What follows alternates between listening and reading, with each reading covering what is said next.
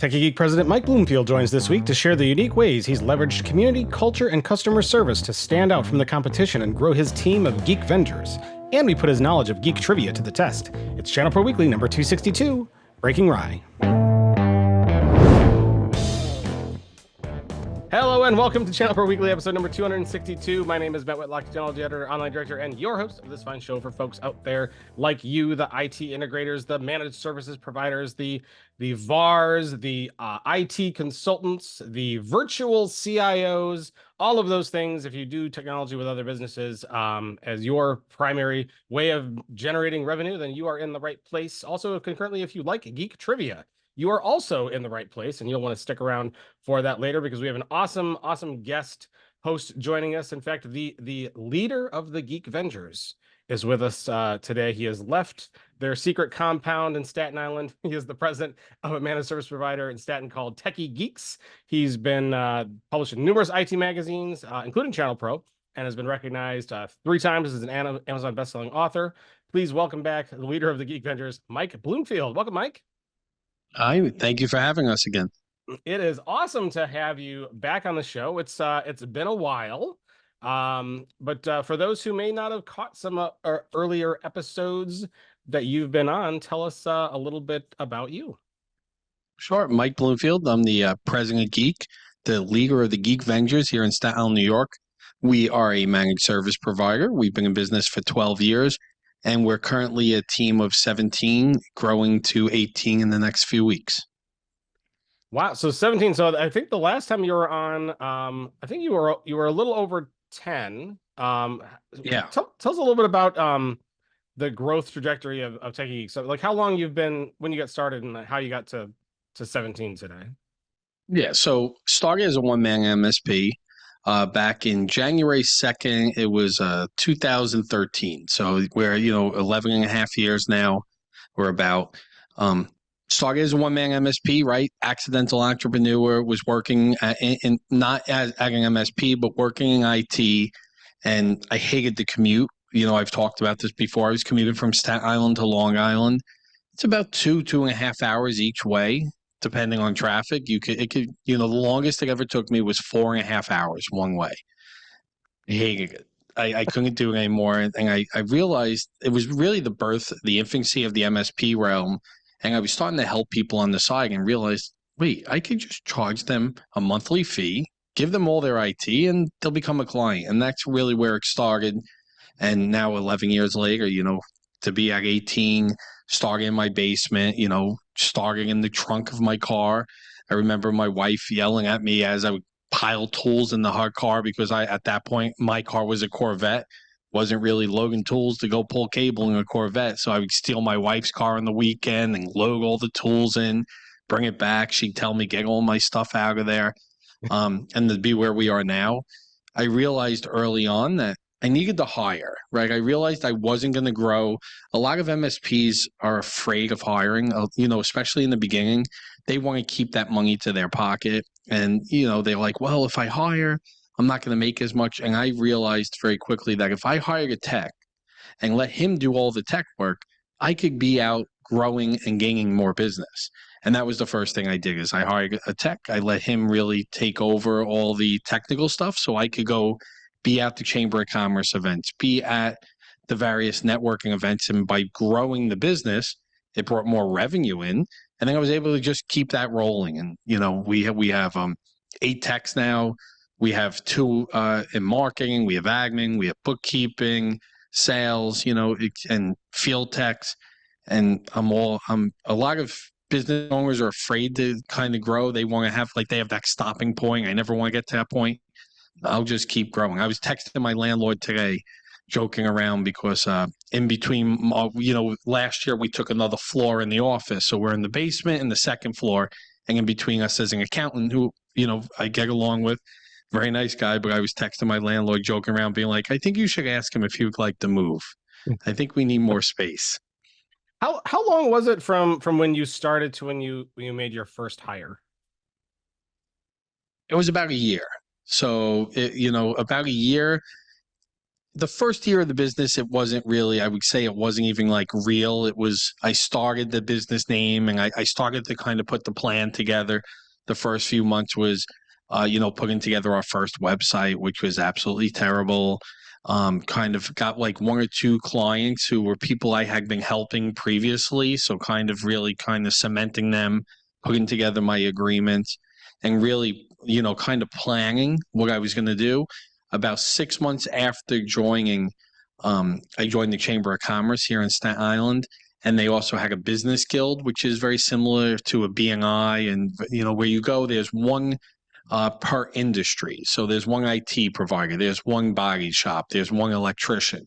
I joined that BNI, and that was really when I started to realize that by being out and breaking bread with people, meeting people every week, and seeing them at the same events, I joined they had a golf committee for an annual golf fundraiser they do. And being there, I started to speak to other business owners and we gained a client from there. And I realized, wow, just by being a part of the chamber and being active in the chamber, we could grow. And I realized that, well, if I'm at the chamber committee meeting and someone's trying to call me and I can't answer the call, then I'm going to lose the customer. So within a year, I realized I needed to hire. A lot of business owners in this space don't learn that for quite a while and end up being solo for a long time. And actually, there are some cases of solo entrepreneurs and that operate MSPs that stay solo and are very successful. What's Yeah. your thoughts on what's the right way to go for an individual business owner? Look, there's many great solo MSPs out there, right? Right off the bat, I think of like Stanley, and he's amazing. He's figured out how to do it. He's built partnerships with other MSPs and vendors, and he really is successful. And I think really everyone has to find their own. I know a lot of MSPs out there that are single man MSPs that need to hire. You see them at events, channel events, and their phone rings and they're running out, and now they're on the laptop taking troubleshoot tickets. And I'm going to sell against you all day of the week, because when I'm meeting with a business owner, I'm going to say, "Why we're here, go call my help desk." Someone's going to pick up within 2 minutes. Now, imagine if I was trying to sell you and I was I was a one-man MSP and you're calling me. Imagine if during the sales call I have to leave to take a trouble ticket, what you would think. Well, think of the other side. Now imagine if I don't want to leave and now I'm ignoring that trouble ticket. Now you're the other end of that, annoyed that you can't get service. So I sell against those one-man MSPs all the time in that way. So I think it's very important for MSPs and business owners to realize you have to grow. Your first hire should be a tech. Unless you're just a tech and you don't want to be the guy out there, because right, I like being that guy out there. I like not touching trouble tickets anymore. I enjoy that. I've kind of stepped away, and I'm the tier 3 in the company. When it gets to me, it's probably there's a problem and I should be involved. I'm more on the architecture side and handing it off to the team. And I enjoy going to these committees and planning and talking, clearly. But if you're a tech and you really enjoy being a tech, then hire someone to help do the sales, right? You got to figure out what it is you like. And that's what makes a good boss, is it's hiring good people to do the things that you're not good at. So one of the reasons I want to have you on is because Tekie Geek is a very well known MSP, primarily because of a couple things. One, you're very involved. You've written several books. You speak at events and engagements everywhere. You make appearances on podcasts. You're very involved in your community. But I love the whole Tekie Geek branding motif that you have. I think that is one of the things I think it's kind of helped you stand out a little bit. How did that come about? How did you settle on that branding? Okay. I'm going to let you in on a little secret. So all the stuff that's behind me, I was trying to hide in the china cabinet at my house, and my wife told me, get it out. So I was like, wait, what do you mean? I got to get this out of the house? And then I was like, wait, I have an idea. We're the IT superheroes of cybersecurity. Now I could just put it all over the office. And that was not really how it happened, but it is kind of, right? I became a collector. And I started having these statues, and I love Marvel, I love Star Wars, big fan, and I've always been a big fan, and it ties well with technology. And then when I first started the business, I created my own website and put my own copy on it, and it was terrible. So then what I do, like what most other MSPs do, we go out and we find a business out there that provides like website service. And there's a number of them out there, and they do great work and give a lot of IT providers a great website and a great web presence, but we all have the same copy. It's all the same text. It's all the same website with a different background, a different hero image. And in the end, so when a prospect's looking at it, you're not standing out. You all look like you are the exact same business with a different color and a different font. So, and I realized in talking with prospects, when I would sit there, they weren't reading anything on my website. They weren't going and reading the managed IT service section and reading through the copy we had there. So I said, I need to differentiate myself. I want to stand out. And I said, IT is really boring to sell. And so how could I make us stand out? Came up with the theory of, kind of becoming the geek in terms of our business cards. I don't have one here, but everyone has a trading card. My whole team, we have a business card is actually a trading card that's based off a Marvel Champion card game. And when you hand that to someone, people, every single time you hand that, and they're like, oh, wow, this is cool. And it stands out. And it's also bigger than everyone else's. So if they get 400 business cards, they're at an event, and they go back home, my business card is the one that stands out. So I came up with the idea, let's make it fun. Let's tell our story. Let's tell the story in a way that could kind of engage with them, because maybe they'll be more enticed to actually read. They don't have to read the whole thing with managed IT. What they want to know with managed IT is we're your IT superheroes. You put up that bat symbol, and we're there to take the call at the speed of the flash. And so we tell the story in this fun way, and it's really worked for us. That's really interesting, and that is kind of invigorated kind of the culture at Tekie Geeks as well. And I know I know you have 3 core principles, and culture is one of those. But tell us a little bit about the culture of Tekie Geek as it relates to not just your branding, but kind of how that is infused and how that impacts your office, but also about some of the other pillars that you operate your business on. Yeah, so we have 3 pillars, if you call them, the 3 C's: clients, community, and culture. So with culture, if we're going to be the IT superheroes of cybersecurity, we have to have fun in the office and make it have that feel. So even like right now, I'm in our conference room / podcast room. Behind me, I got the life-size Spider-Man, Silver Surfer, Spider-Man, Venom's over here on this side. People walk into my office, in my personal office, they say it's like a museum. You walk through a line of statues, hallways have arcade machines. There's hot toy figures all over the place. But then it's fun because then we have like up here, we have like the marketing and the administration, bookkeeping. We have women up here. So they've turned it into this kind of mixed culture of the superhero mixed with like the girly butterflies around it. So people like walk through, and just the other day, someone was taking a tour, and they're like, I love the fact that every room has the feel of like the superhero, but it's to that personality of that person. There's still, you come in here and I have like you could tell it's the girls are in here, but it's got that feeling of the culture. And then all the way into, we have our break room. We have a coffee machine that does 12 different coffees, espressos, cappuccinos. There's always soda, candy. There's always food in the freezer, because I want people. You spend more time at work than most people spend at home, so I want them to enjoy coming to work every day. So the couple of $100 extra it costs me a month to make sure there's soda and the fridge is stocked and there's candy and chips and food when they need it. It's well worth it for the well-being and make people enjoy coming to work. I don't want people to wake up and be like, oh, I have to go to work. I want them to enjoy coming here, right? So we have a lot of fun, but at the same time, it's a professional office, and we are I'm going to say it, we're the best at what we do. And so it's very important that we have that good mix. And the reason we're the best is because by putting this culture out there, I fostered a way to get great people to come and to really retain good people here. I want to focus on the community pillar for a minute, because I know Tekie Geek is very involved with the local community in Staten Island. What are some of the ways that Tekie Geek has been involved in the community, and how has that? I mean, it's great to help the community, but you benefit from that as well. What are some of the ways that you have benefited from that community support?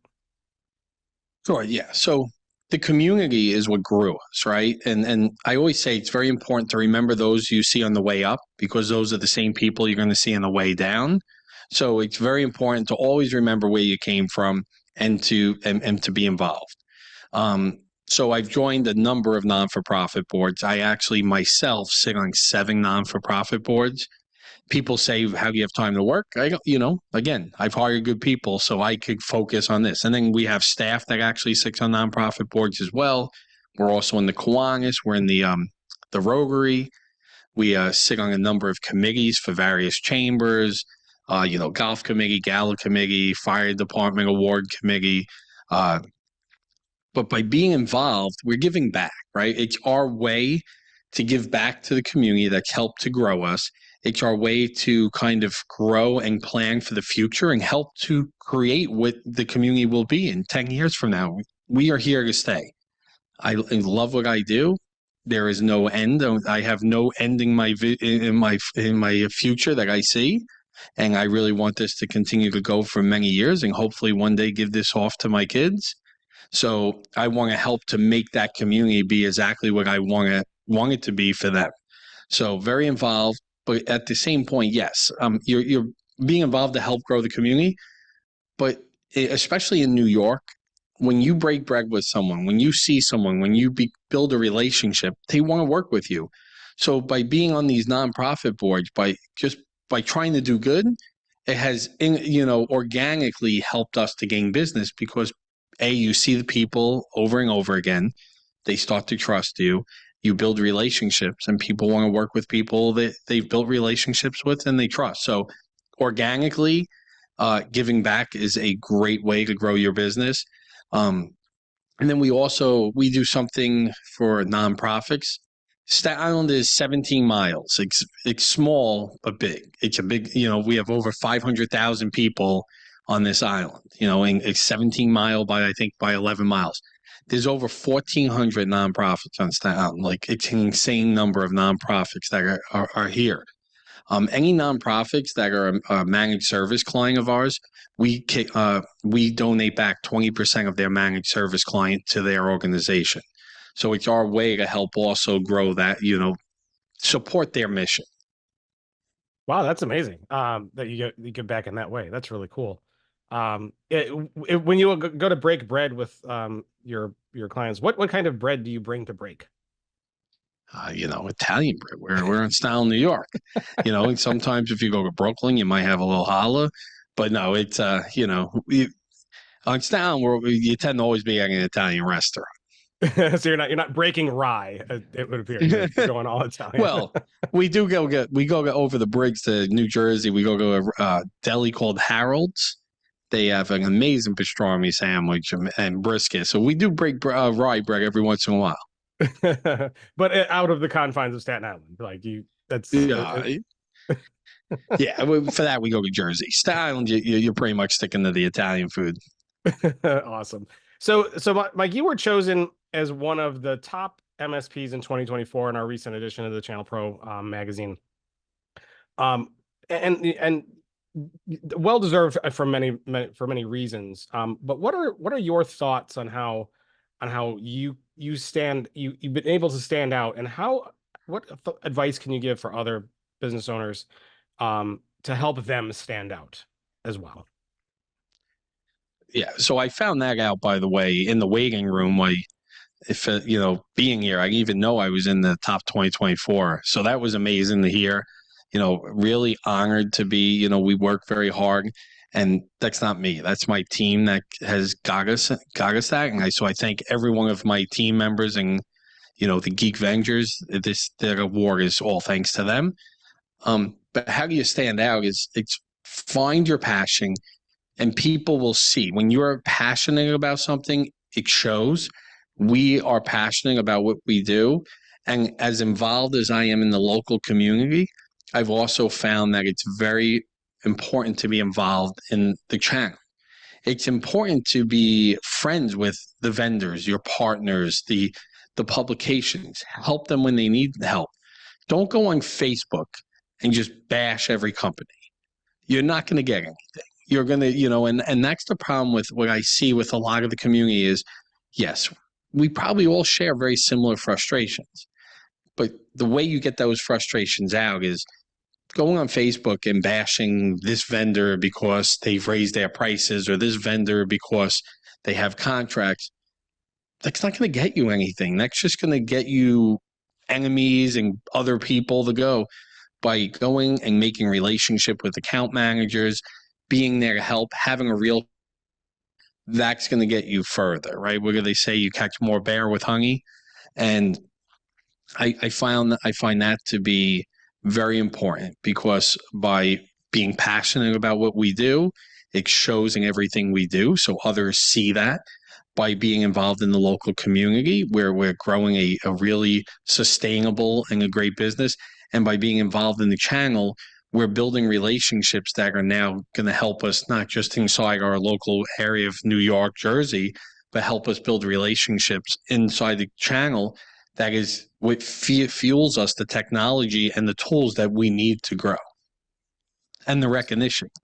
Because by being a 2024, I now stand out. By being the Geek Avenger, I stand out. So by being present and being involved, it's all helping our branding and our marketing to help us to continue to grow. Cool. I think we got time for one or two more questions. I'm gonna take it in a slightly different direction and ask you a similar question, but two totally different ways. One, think back as you through your path of how you've gotten to where you are. What is one mistake that you made that you wish you could go back and correct? Fire faster.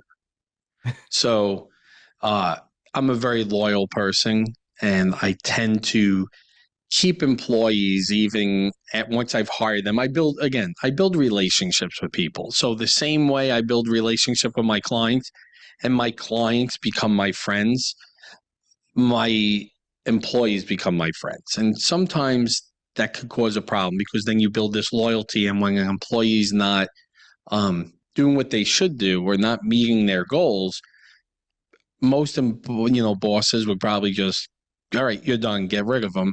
Where I start to really think about it, and in the past I've kept employees that I shouldn't have kept, and I have a new executive assistant who's been with us for about 7-8 months now, and she helped me to realize that no, unfortunately, as much as you may consider them family, if they're taking advantage and they're not doing the right thing for you, you need to cut them off and bring someone new.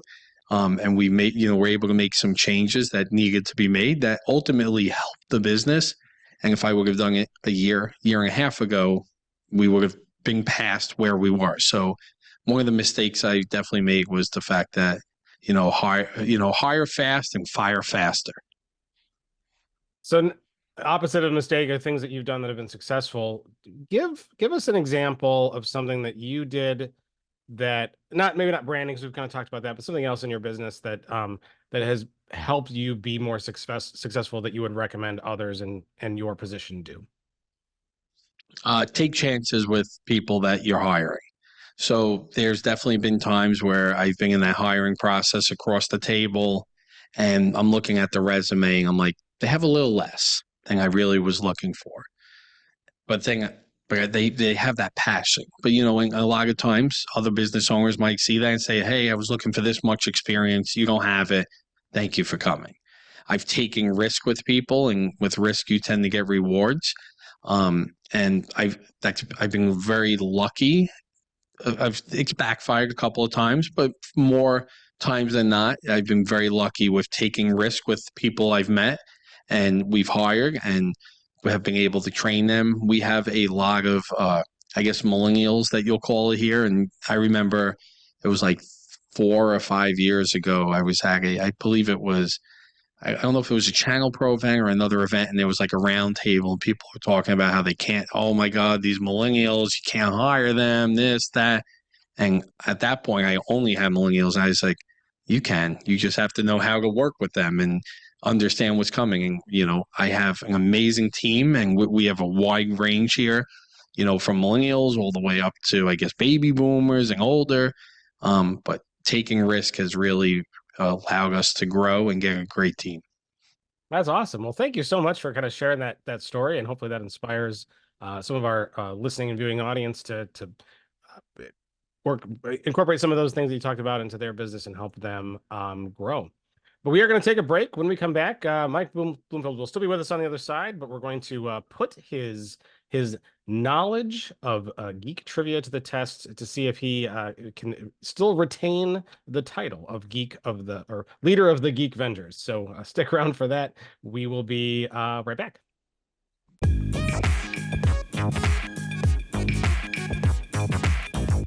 And we are back now with part 2 of this episode of ChannelPro Weekly. Mike Bloomfield is still with us here on the other side. And we are here now to put the leader of the Geek Vengers to the test and see if his knowledge of all things geek stack up. Mike, what do you think of this? Are you ready? No, I love the movies. I'm terrible at trivia, but let's see if I can pull it. I think you'll do okay. I've got some an assortment of questions ranging from Marvels to Star Wars to just some general geek trivia. Okay. And let's see how you stack up. Are you ready? Go ahead. Okay, first question. In the Marvel Cinematic Universe, Pepper Potts is allergic to what? Really? Pepper Potts is allergic to what? I told you. This is why I hire good people. Hold on. Can I phone a friend? What is Pepper Potts allergic to? I should know this because I've seen the movie, but no idea. It is strawberries. She's allergic to strawberries. All right. Yeah, I told. As we learned in one of the Iron Man movies. All right. Let's go. I'm gonna be 0 for whatever. Let's go. No, you're gonna get some of these. I promise you. All right. In Star Wars, who did Leia make acting general? Acting general. Wait. Oh my God. Was Han acting general? He was General Soul at one point. I don't. But was Leia the one that made in the later movies, episodes 7, 8, and 9? Oh, Poe. Poe Dameron. That is correct. So there you go. Yeah, You're 1 for 2. Okay. All right. There we go. There is one Marvel character that Thor never had a verbal interaction with on screen. What character is that? All right. We're gonna get a new Geek Venger leader here. Like I told you, I hire good people. Who did Thor never speak to? Did he ever talk to Ant-Man? I'm trying to think if he ever. I don't know if he ever spoke to Ant-Man. Well, I'll give you a hint. Go ahead. There's a life-size version of him standing behind you. Spider-Man. Spider-Man is the correct answer. Good job. That's just because I know this. I do know what's behind me. All right. Does he never speak to Spider-Man in any of the movies? According to the research I did, he is not. Yeah, I'm sure you're right. Okay, go ahead. All right. So let's go move on to question number 4. Who is the creator of the Twilight Zone TV series? No idea. That's not That's not Burton. That's way too old. No clue. That would be Rod Serling. Rod Serling is the name of that. So that you're 2 for 4. Next? 50%. You want to go? You want to put me in an escape room too? I can't do those either. I could do IT. All right. We'll keep going. So I know you like Spider-Man. So what was the name of Peter Parker's high school? Oh my God. Now you got me on the spot, and why can't I think of the name? And it's in the. Oh my God. Yeah, no, it's out. So for those out there listening, Midtown High School was only in the video games I play and everything, is it? But yes, go ahead. Way to put me on the spot. That's all right. That's all right. There's more. We'll switch. We'll get off of MCU and movies, and let's switch to video games. What was the most recent entry in the Legend of Zelda series? I don't know. I don't play games. I own a business. So Tears of the Kingdom was that. So not a big video game fan. I'm not going to hold that one against you because if you don't play video games, you wouldn't know that one. So we'll just scratch that Max, from the results. So that one doesn't just count. admit it, Matt. You're like at this point, like this went terribly. And everyone's learning, right? Everyone's learning something new, which is fun. Okay, this is the one that I'm not sure you're gonna get because I don't think if on the spot I would be able to know it. But if you're really big into Marvel, you'd know this. What does SHIELD stand for? And that's funny because that one I used to know, but not on the spot. And I have it on. We actually have a Nick Fury poster outside, and it's on there. And I'm trying to remember, and no, it's not going to be on the spot. So I'll give you the first part. Let's see if you can come with the last part. Strategic Homeland Intervention. Yeah, no. Enforcement and Logistics Division. That is a really hard one. Who would know that? And then I'm probably gonna get like tons of emails now. Like, I totally knew that. What are you talking about? Well, you probably didn't know that. Congratulations. They could be the head of the Geek Vengers. Come on over here, take over. Just make sure I keep getting my paycheck, and that's fine. But that's why we hire good people. Hire good people. That's the moral of the story. A few more. Let's see if we can. We got more. Keep going. All right. Who is the author of A Hitchhiker's Guide to the Galaxy? No clue. No. Did you ever read Hitchhikers? No. Okay, scratch that one. Douglas Adams for those who are Hitchhikers fans. Okay. But we'll scratch that one. That means I think I have 10 total that you will be judged against. Yeah, terrible. In The Mandalorian, what is Mando's real name? Oh, Din Djarin. Din Djarin. Congratulations. Got that one. Awesome. All right. Let's see. In the Marvel Cinematic Universe, Stan Lee has made many cameo appearances before he passed away. What movie did he make his final cameo in? It was after he passed, so now I gotta go. It wasn't Ragnarok. I think it was past that.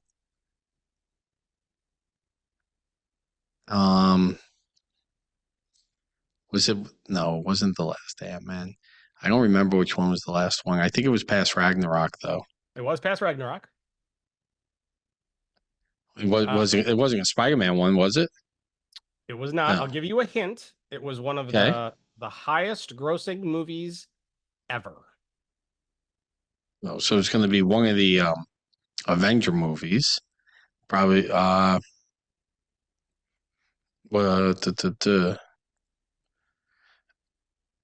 which one? I told you the one that made the most money of all of the Avengers movies. Endgame? Endgame was Endgame did that one make the most of all?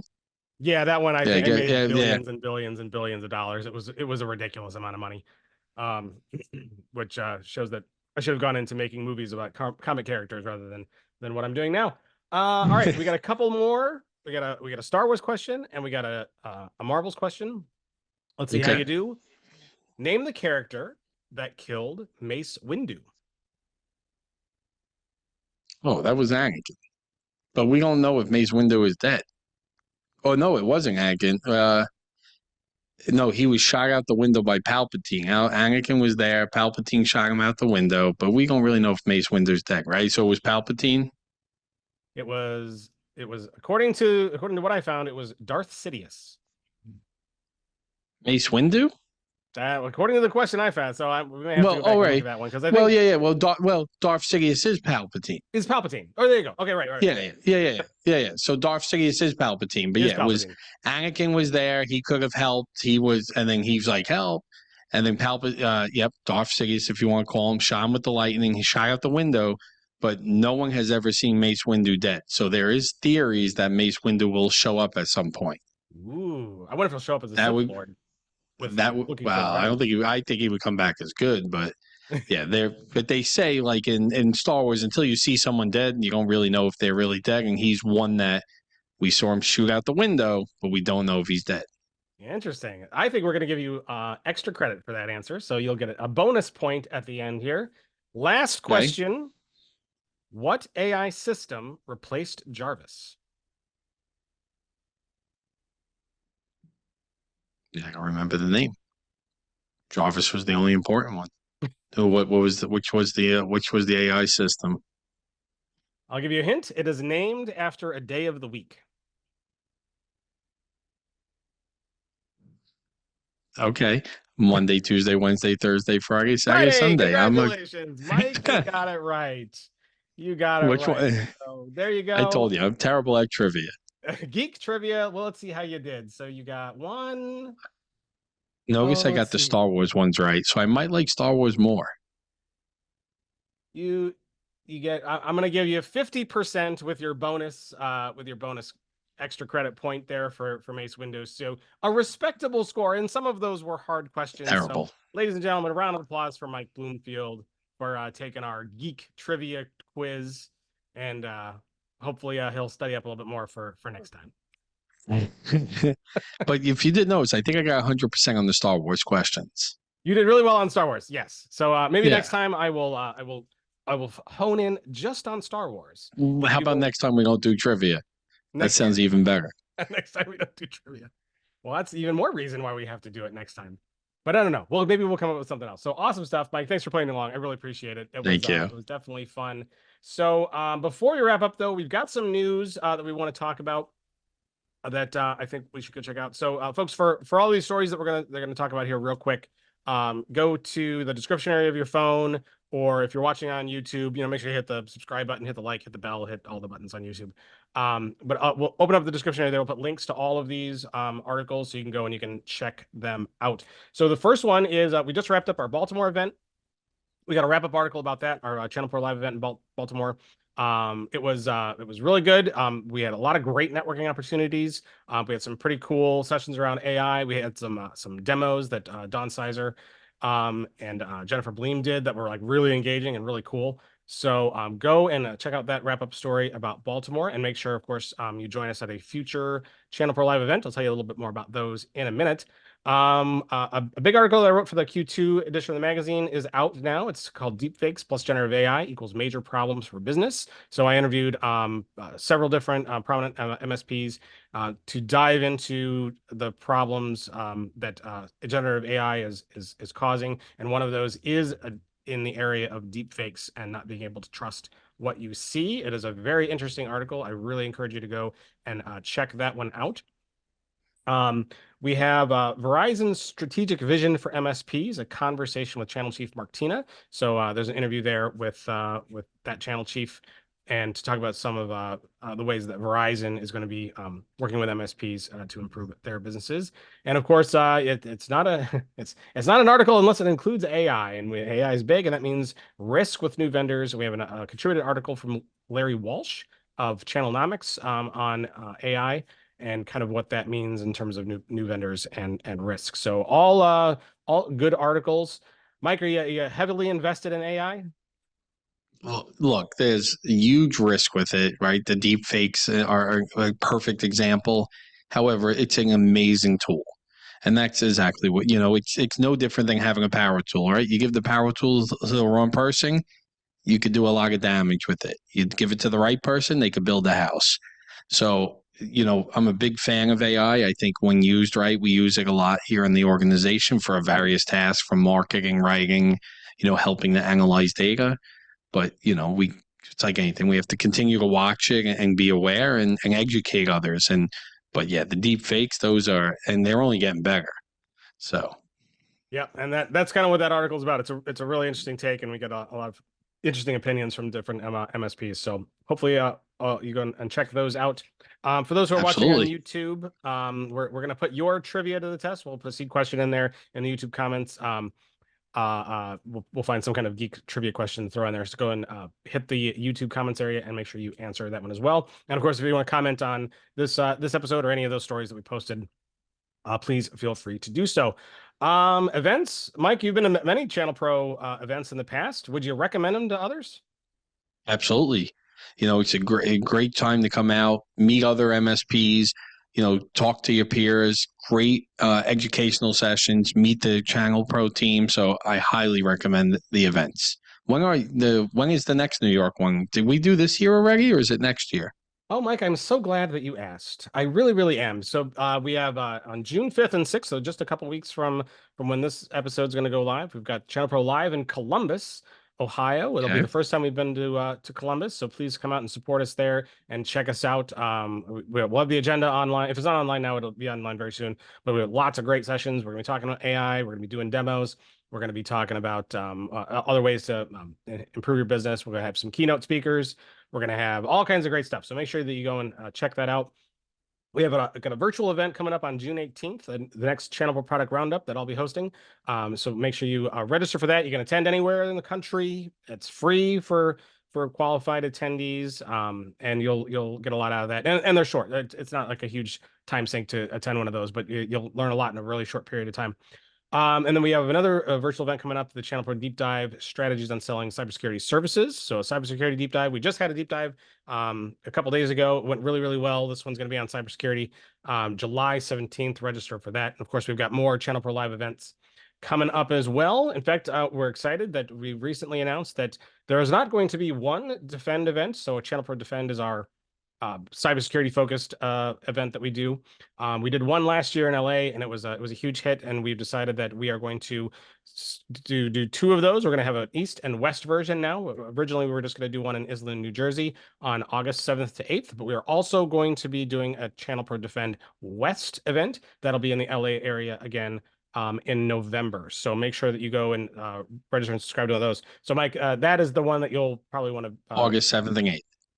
yeah, And will get on you your be calendar. there? Yeah. So, folks, if you want to meet Mike Bloomfield and you want to meet me and some of the other folks here at Channel Pro, make sure you register for one of those. Again, all of our events are free to attend for qualified attendees. There's lots of incentives for doing so, and you're going to get a lot out of it. So go to events.channelpronetwork.com and register for one of those. I'm going to throw some graphics up on the screen with QR codes. Scan those. If you do register for any of our events, you could use the promo code podcast24. That would be appreciated. It helps support us here on the show. Podcast 24 is the promo code to use when you go and you register. So that is kind of gonna wrap it up for this episode. Mike, I truly thank you for coming on. I really appreciate it. For those who want to get in touch with you, get to know you better, work with you, partner with you, where can they go? How can they find you? Yeah, so you can find me on LinkedIn. It's Mike E. Bloomfield. You can find me tekiegeek.com or email me at Mike at Tekie. That's Tekie, geek, geek.com. And Instagram, TikTok, YouTube the company is at Tekie Geek. So we try to put out some good content, fun content, not just boring IT stuff. So if you want to watch me make more of a beep out of myself like I did with trivia, check out our TikTok.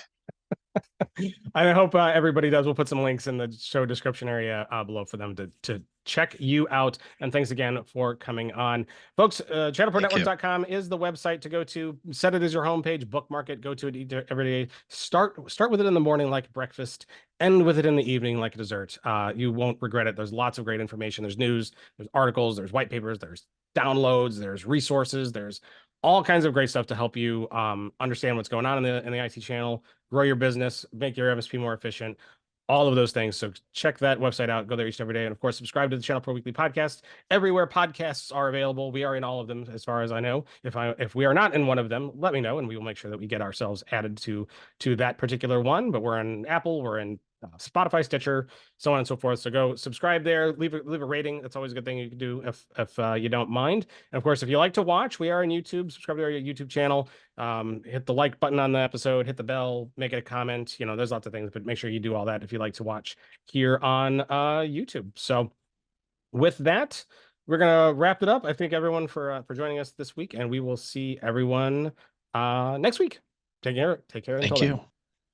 Bye.